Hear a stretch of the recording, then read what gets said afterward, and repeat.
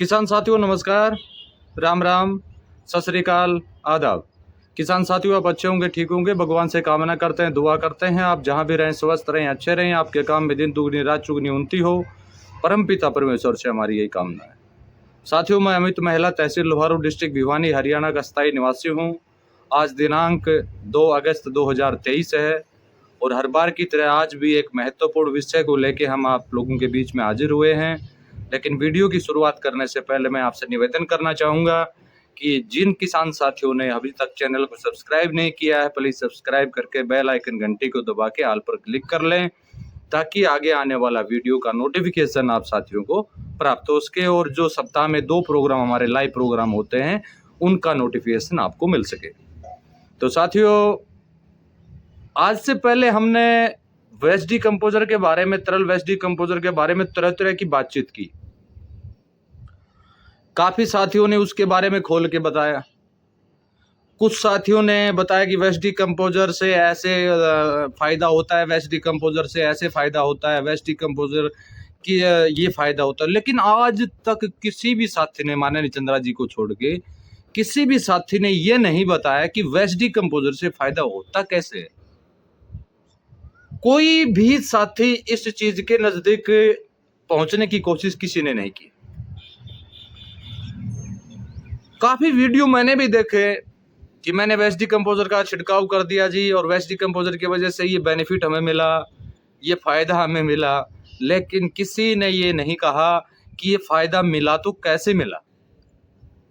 अब हमारा nitrogen phosphorus potash का वीडियो, नाइट्रोजन फास्फोरस का पूरा हो चुका है, पोटास का एक पार्ट बाकी है। हमने उस वीडियो में कुछ बातें तो आपको क्लियर कर दी हैं, उससे आपको समझ जाना चाहिए। अब यहां हम शुरुआत करते हैं रासायनिक खेती को छोड़ के जो जैविक खेती में कदम रखते हैं।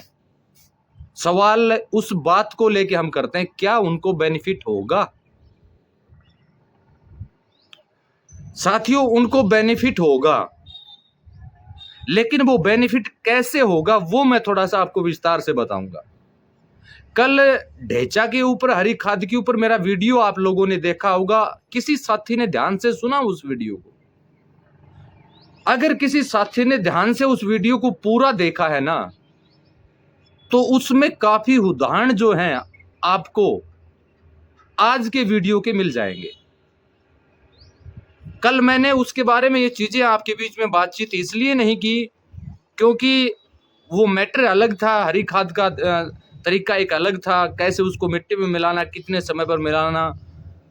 कुछ साथी जो हैं वो गलतियां कर रहे हैं, वो ना करें। इस विषय पर ज्यादा बातचीत हमारी वहां पर हुई। आज मैं रासायनिक वालों के लिए भी और जैविक वालों के लिए भी, सबसे पहले हम शुरुआत ये करते हैं कि जो साथी रासायनिक को छोड़ के जैविक में कदम रखते हैं, सबसे पहले तो उनका भरपूर स्वागत एवं अभिनंदन है। अब उनको तरल वेस्ट डिकम्पोजर से बेनिफिट कैसे मिलेगा, उसका रीजन क्या है? आज से पहले आपने रासायनिक फार्मिंग की, आज से पहले आपने यूरिया डाला, आज से पहले आपने डीएपी डाला, आज से पहले आपने पोटाश डाला, आज से पहले आपने पोटासियम डाला, आज से पहले आपने एसएसपी डाला, आज से पहले आपने तरह तरह के रासायनिक उत्पाद उसके अंदर डाले और डालते चले गए। जब से हरित क्रांति की शुरुआत हुई वहां से मात्रा को हमने बढ़ाना स्टार्ट किया और आखिर तक हम उसको ले गए। तो जब वेस्ट डिकम्पोजर का आप उसके अंदर उपयोग करेंगे तो आपको बेनिफिट क्यों मिलेगा? मेन बात तो ये है हमारी। तो जब जब हमने रासायनिक की अधिकता उसमें दी, तब पौधे को आवश्यकता थी 10 किलो की, आप वहां डाल रहे थे 40 किलो। तो 30 किलो जो आपका फास्फोरस, यूरिया, डीएपी जो भी था वो घुलनशील होके और 2 से 2.5 फुट के ऊपर रॉक फॉस्फेट की एक परत बनाने का काम किया, यानी वहां पर वो फिक्स हो गया। और उस फिक्स होने की वजह से सबसे बड़ा नुकसान किसान को क्या हुआ कि किसान को एक तो कॉटन में समस्या आती है, एक बागवानी में समस्या आई। वो क्यों आई? क्योंकि कॉटन की जड़ें भी गहरी जाती हैं, बागवानी की जड़ें भी गहरी जाती हैं। वहां उस रॉक फास्फेट की परत के कारण उस पौधे की ग्रोथ नहीं हो पाई। जो हमारी रूट है वो नीचे गहरी जाती है, वो नहीं जा पाई। उसने क्या किया, उसने साइड को बदल दिया, वो टेढ़ा हो गया। यानी बागवानी के अंदर जो तत्व उसको मिलने थे 5 से 6 फुट 10 फुट के नीचे, वो नहीं मिले। अब यहां पर हम वेस्ट डिकम्पोजर का उपयोग करेंगे तो क्या होगा? अब वेस्ट डिकम्पोजर के अंदर क्या है? एजोबैक्टर बैक्टीरिया है। वेस्ट डिकम्पोजर के अंदर पीएसबी बैक्टीरिया है। वेस्ट डिकम्पोजर के अंदर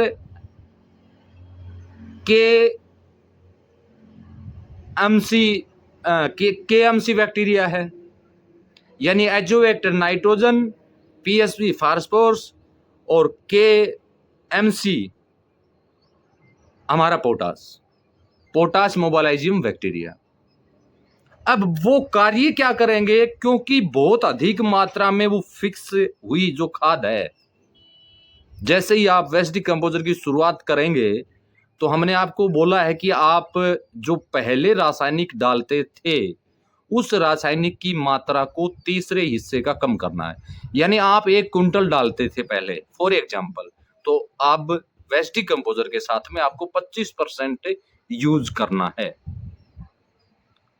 अब यूज वो इसलिए हम करवा रहे हैं क्योंकि आपका जो ऑर्गेनिक कार्बन है वो सही मेंटेन स्थिति में नहीं है। जमीन का पीएच मान जो है वो सही रेगुलर अवस्था में नहीं है, यानी उनका तालमेल बिगड़ा हुआ है। जब तक ऑर्गेनिक कार्बन और जब तक जमीन का पीएच मान सही स्तर पर अपना कार्य नहीं करेगा, तब तक हमारे साथ ये उतार चढ़ाव होते रहेंगे। कहीं फसल बड़ी है, कहीं फसल छोटी है, किसी फसल में फ्लावरिंग आ रहा है, किसी में आ नहीं रहा है। जो दाना निकल रहा है वो कोई छोटा है, कोई बड़ा है। कहीं उत्पादन ज्यादा हो रहा है, कहीं उत्पादन कम हो रहा है, कहीं बढ़ोतरी फसल की हो रही है, कहीं कम हो रही है। ये सारा मामला जो है वो ऑर्गेनिक कार्बन और जमीन के पीएच मान का है। अब उसमें डाल रहे हो वेस्ट डिकम्पोजर, तरल वेस्ट डिकम्पोजर। तरल वेस्ट डिकम्पोजर का अगर उसके अंदर करेंगे आप उपयोग, तो एजोबैक्टर बैक्टीरिया अपना कार्य करेगा, पीएसबी बैक्टीरिया अपना कार्य करेगा, और जो दूसरा जो है केएमसी जो पोटाश मोबालाइजियम बैक्टीरिया जो है वो अपना काम करेगा। यानी इन तीनों की संरचना क्या है, आप ये खुद मैंने वीडियो में बताया है।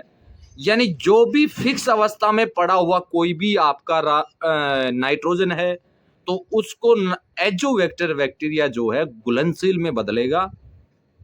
कुछ भी अपनी संरचना जैसे भी करके, वो वीडियो में मैंने सारी जानकारी दी है। वो वीडियो अगर आप नहीं देख पाए हैं तो उनके लिंक मैं इस डिस्क्रिप्शन बॉक्स में डाल दूंगा, देख लेना। पीएसबी का बैक्टीरिया क्या करेगा? उस फास्फोरस को घुलनशील में तब्दील करेगा, और पोटाश मोबालाइजियम बैक्टीरिया जो है वो उस पोटाश को घुलनशील करके पौधे को देने का काम करेगा।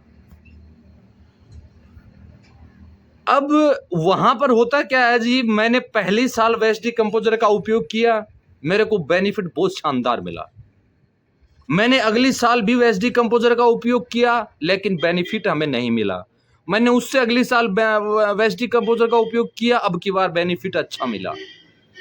फिर मैंने और वेस्ट उत्पादन को बढ़ाने के लिए मैंने कुछ दवाओं का उपयोग किया, वहां सारा मामला गड़बड़ हो गया। क्यों? शुरुआती साल में आपने जो वेस्ट डिकम्पोजर उसमें डाला, वो जितना भी फास्फोरस, नाइट्रोजन, पोटास, एमएसएसपी जो भी फिक्स अवस्था में पड़ा था, उसको तरल वेस्ट डिकम्पोजर ने घुलनशील करके पौधे को दे दिया। कुछ मात्रा में बचा वो अगली क्रॉप में दे दिया। उसके बाद क्या हुआ, जमीन हमारी मुलायम हो गई और वो रॉक फास्फेट की परत जो थी वो टूट गई। लेकिन पहले वाले वेस्ट डिकम्पोजर में क्या था? कार्बन फिक्सन बैक्टीरिया नहीं था। अब तरल वेस्ट डिकम्पोजर जो हमारे बीच में आया उसके अंदर कार्बन फिक्सन बैक्टीरिया डाला गया। ये सभी साथी जानते, माननीय चंद्रा जी ने भी आप लोगों को बताया।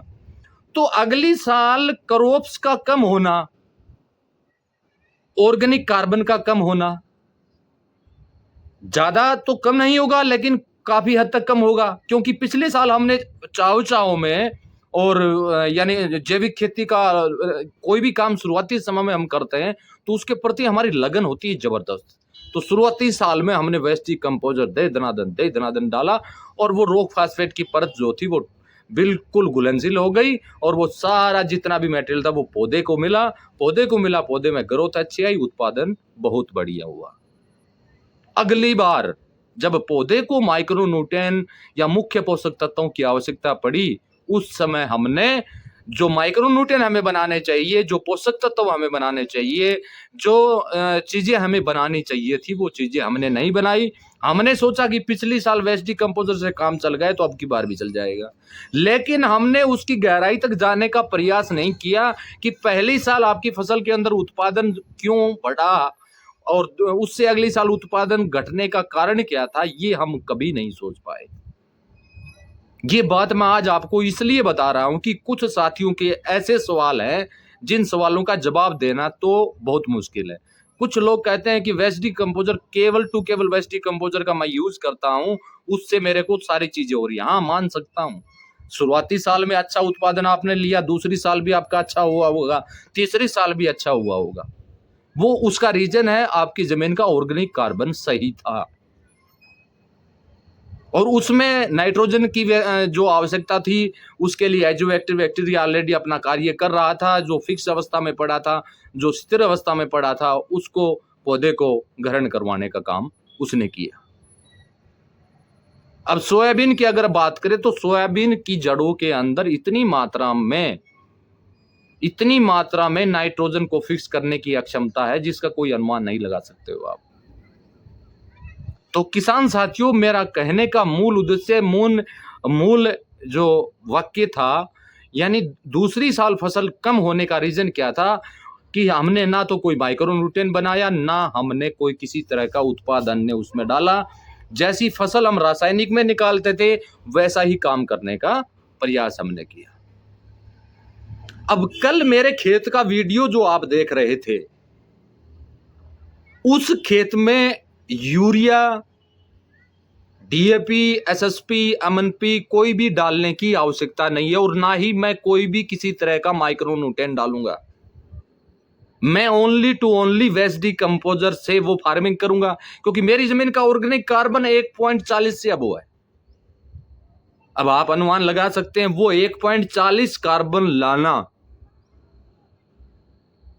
कितना मुश्किल हो सकता है, कैसे आएगा वो। क्यों? उसका उपयोग हम लगातार हरी खाद का उपयोग हमने किया, लगातार हमने फसल की जितने भी अवशेष बचे उसको जमीन में दबाने का काम किया। अब मैं उस मेरी जमीन में पिछले 5 साल से ढेंचा लगा रहा हूं,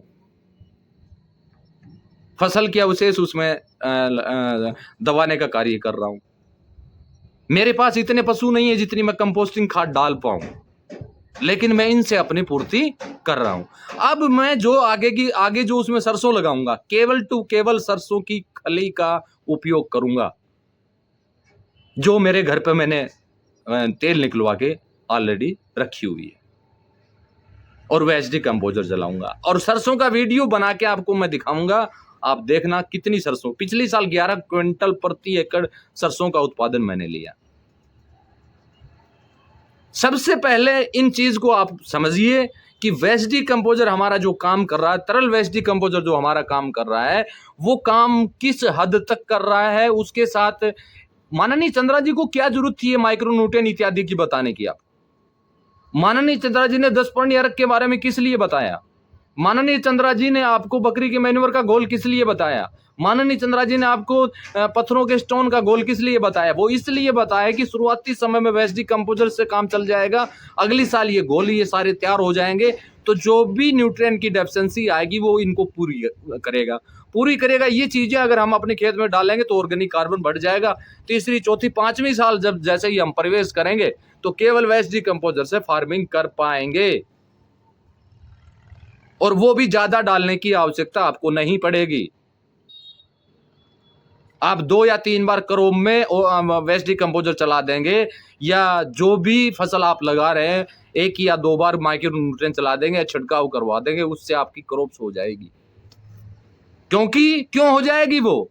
क्योंकि वहां पर एजोबैक्टर बैक्टीरिया भी आ जाएगा, पीएसबी भी आ जाएगा, और जो हमारा जो है पोटाश मोबाइलाइजिंग बैक्टीरिया, जिंक बैक्टीरिया, जो भी हमारे मित्र बैक्टीरिया, जो भी सूक्ष्म तत्व, सूक्ष्म जो भी हमारे तत्व हैं, वो सारे हमारी जमीन में प्रेजेंट हो जाएंगे। और वो प्रेजेंट हो जाएंगे, फिर आपको कोई चीज डालने की आवश्यकता नहीं पड़ेगी, क्योंकि उनका मल्टीप्लिकेशन होता रहेगा। और वो मल्टीप्लिकेशन कैसे होगा, उस चीज की गहराई तक आपको जाना पड़ेगा, ऐसे वो मल्टीप्लिकेशन नहीं हो सकता। सबसे पहले हमारा ध्यान वहां होना चाहिए जहां पर हम बैक्टीरिया को किस तरह से बढ़ा सकते हैं। रासायनिक छोड़ के जैविक में जो साथी आए, 1 साल 2 साल उन्होंने काम किया, तीसरी साल उन्होंने बंद कर दिया जैविक खेती करना। उसका मुख्य रूप से रीजन यह था कि वो किसान साथी मेहनत नहीं करना चाहते थे, और मेहनत ना करने की वजह से खरपतवार से पीछा छुड़ाने के लिए उन किसान साथियों ने खरपतवार नाशक का उपयोग अपने खेत में किया। उसके साथ साथ रासायनिक भी कुछ मात्रा में डाला, अब अधिक उत्पादन के चक्कर में। तो जो भी हमारा एजोबैक्टर, पीएसपी, जितने भी हमारे मित्र फंगस, मित्र बैक्टीरिया जो भी हमारे खेत में बने, सब कुछ हमने हाथों से मार दिया। अब उसमें कितना भी डालते रहिए, आज किसी बैक्टीरिया के चक्कर को इतना लंबे समय तक बढ़ा के रखना बहुत मुश्किल होता है जी। बैक्टीरिया के बारे में कितनी तरह के बैक्टीरिया हैं, कितनी तरह के वो किस तरह से काम कर रहे हैं, इसके बारे में तो हमारे वैज्ञानिक भी अभी भी लगे हुए हैं। लेकिन आपके लिए जो चीज जरूरी है, वो चीज सारी तरल वेस्ट डिकम्पोजर में है। फिर कुछ समय के बाद माननीय चंद्रा जी के सामने ये पर्सन निकल के आया, सर जो भी जहर हमने डाला, उस जहर को हम जमीन से खत्म कैसे करें, वो जहर हम कैसे छुटकारा पाएं, ताकि हमारे मिट्टी के अंदर जो जहर की मात्रा जो बढ़ी हुई है वो खत्म हो जाए। उसके लिए माननीय चंद्रा जी ने आप लोगों को गाढ़ा गोमूत्र एनहेंसर देने का काम किया। जितना भी जहरीलापन है, टॉक्सिसिटी है आपकी जमीन में, उसको एनहेंसर खत्म करने का काम करेगा। कभी भी इस चीज की तरफ ध्यान नहीं दिया किसी भी साथी ने कि एनहेंसर काम कैसे करेगा। एनहेंसर का काम क्या है, तरल वेस्ट डिकम्पोजर का काम क्या है। और मैं उन विशेष साथियों को यह बात बता देना चाहता हूं जो किसान समूह के सदस्य हैं, जो केवल यानी बोतल दे जाना जानते हैं, उसको बता देना नहीं जानते। यानी फार्मर को आपको जानकारी पूर्ण रूप से देनी होगी। इस बारे में मैंने माननीय चंद्रा जी से पिछली मेरी मीटिंग में मैंने साफ इन शब्दों का उपयोग करके और किसान की जो समस्या जो है उसके बारे में उनको आगाह करवा दिया है मैंने। क्योंकि अगर आपको जानकारी नहीं है तो जैविक में कदम मत रखो, और जैविक के प्रति कोई बात आप ऐसी मत करो जिससे किसान भ्रमित हो जाए, जैसा कि टीसीबीटी में हुआ, जैसा कि गोकृपा अमृत में हुआ। और गोकृपा अमृत की मैं सच्चाई आपको बताऊंगा अगले वीडियो में, जब कभी टाइम लगा मेरे को। एक सच्चाई और बताऊंगा मैं आपको, जिसको एक सिद्ध वैज्ञानिक ने साबित कर दिया है कि गोकृपा अमृत ही वेस्ट डिकम्पोजर है, ना कि माननीय चंद्रा जी तो काफी दिन से कह रहे हैं। लेकिन अन्य किसी वैज्ञानिक ने इस बात को साबित कर दिया कि वेस्ट डिकम्पोजर ही गोकृपा अमृत है। कितने दिन अपनी आंखों पर पट्टी बांधे आप बैठोगे? खरपतवार की समस्या आपके सामने आती, मानता हूं। कल आपने मेरा वीडियो, मैंने एक वीडियो आपको एक पूरा क्लियर रूप से दिखाया था। मेरे खेत में ना के बराबर खरपतवार है। कहां चली गई वो खरपतवार? पहले तो बहुत होती थी, लेकिन मैं आपको बार बार एक बात कह रहा हूं कि धीरे धीरे खरपतवार खत्म होगी। उसमें समय लगेगा साथियों, और वो समय देने के लिए आपके पास है नहीं।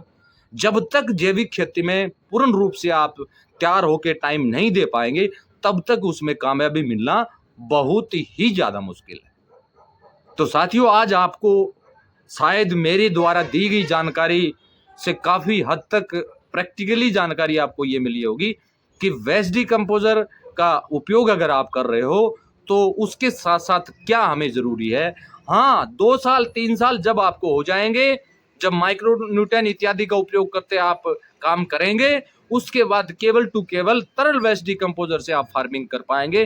किसी भी उत्पाद की डालने की आपको आवश्यकता नहीं पड़ेगी। तो वीडियो साथियों बहुत लंबा हो गया और मैं इसी के साथ आपसे विदा चाहूंगा। जिन किसान साथियों को इस वीडियो से संबंधित कोई समस्या हो तो वीडियो पर दिए गए व्हाट्सएप नंबर के ऊपर मैसेज करके पता कर सकते हैं।